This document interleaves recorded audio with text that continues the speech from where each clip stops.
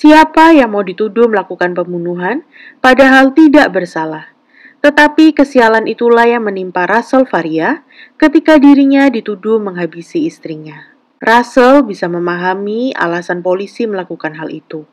Karena dalam kejahatan pembunuhan, yang pertama kali dicurigai pastilah orang terdekat korban. Tetapi Russell merasa diperlakukan tidak adil karena dia dihukum atas perbuatan yang tidak dilakukannya. Setelah hampir 3 tahun mendekam di balik jeruji, akhirnya terungkaplah fakta yang membebaskan Russell dari tuduhan tak berdasar itu.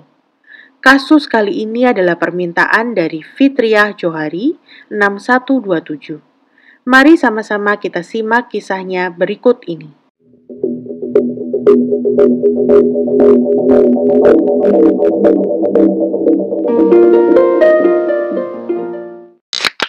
Saat pertama kali mengenal Russell pada tahun 1998, Betsy sudah punya 2 orang putri bernama Lea dan Maria, hasil dari hubungan sebelumnya. Setelah 2 tahun berkencan pada tahun 2000, Russell dan Betsy menikah. Setelah resmi jadi suami istri, mereka menetap di kota Troy, Missouri. Russell memperlakukan kedua putri Betsy seperti anaknya sendiri. Apalagi pernikahannya dengan Betsy tidak kunjung dikaruniai keturunan. Saat memasuki usia pernikahan yang ke-10, rumah tangga Russell dan Betsy dilanda kemelut, hingga mereka sepakat untuk pisah rumah. Tak lama setelah itu, Betsy didiagnosa menderita kanker hingga terpaksa berhenti bekerja. Russell yang masih sangat mencintai Betsy, akhirnya memutuskan untuk rujuk agar dia bisa merawat istrinya. Sayangnya, setelah menjalani berbagai macam perawatan dan kemo, penyakit yang diderita Betsy justru memburuk. Bahkan, dokter memperkirakan hidupnya hanya tersisa 3 hingga 5 tahun lagi. Mengetahui hal itu, Betsy pun membuka polis asuransi jiwa senilai 2 miliar rupiah dan memilih suaminya Russell sebagai penerima manfaat dan mengatur agar kedua putrinya juga menerima bagian. Hampir setahun kemudian, pada tanggal 27 Desember 2011, seusai menjalani kemo, Betsy mampir ke rumah ibunya dan menunggu Russell menjemputnya di sana. Suaminya itu berjanji akan datang setelah selesai acara nobar di rumah seorang teman. Namun rencana mereka berubah saat Pam Hub, mantan rekan kerja Betsy di kantor asuransi State Farm, menawarkan diri untuk mengantarkan Betsy pulang. Sekitar pukul 7 malam, Pam tiba di kediaman ibunda Betsy.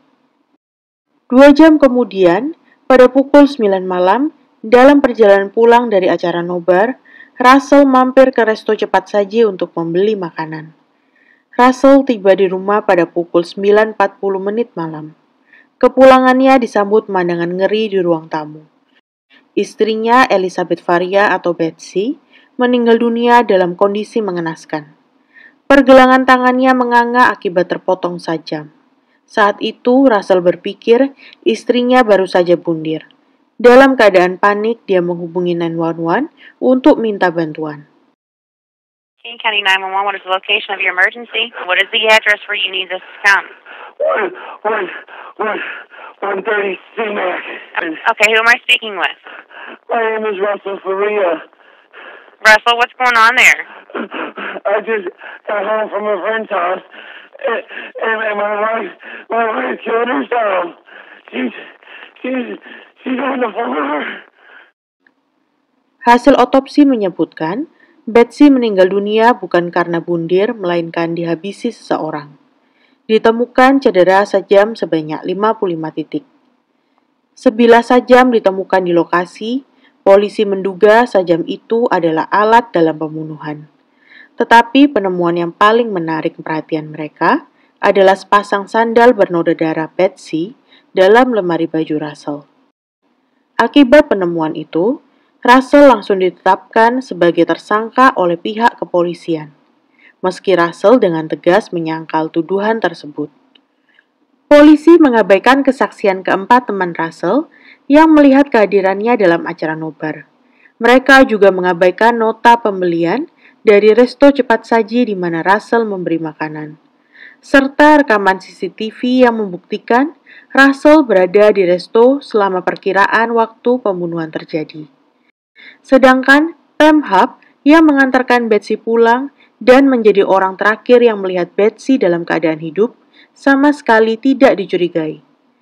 Anehnya, kedua putri Betsy, Leah dan Maria, yang selama ini disayang dan diperlakukan Russell seperti putrinya sendiri, justru memfitnahnya sebagai suami dan ayah yang suka main tangan.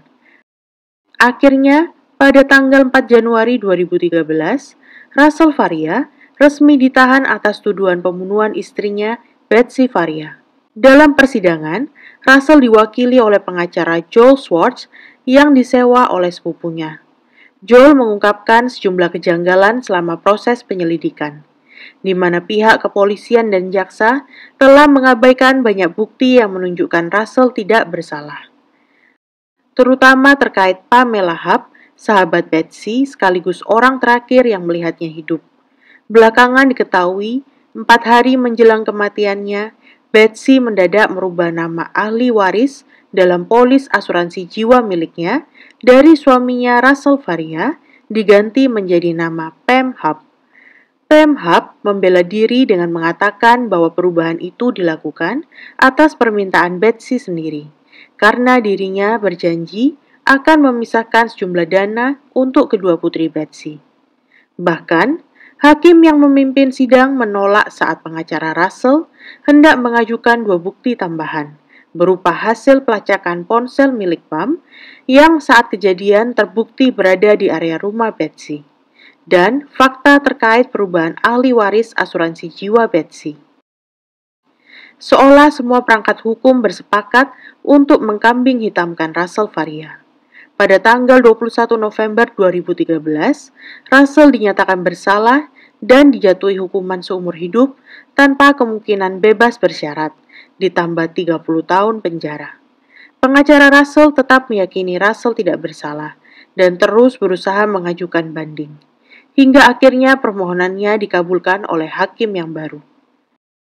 Dalam persidangan banding di bulan November 2015, Russell dinyatakan tidak bersalah dan segera dibebaskan. Atas kerugian materi dan moral, pemerintah Missouri memberi Russell ganti rugi kurang lebih sebesar 20 miliar rupiah.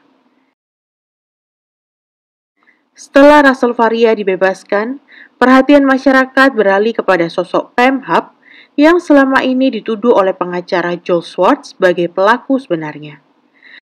Rupanya setelah kematian Betsy, ibunda Pam meninggal dunia akibat jatuh dari balkon apartemennya. Pam menerima sejumlah besar uang dari klaim asuransi. Namun beberapa pihak curiga Pam merekayasa kecelakaan ibunya demi asuransi.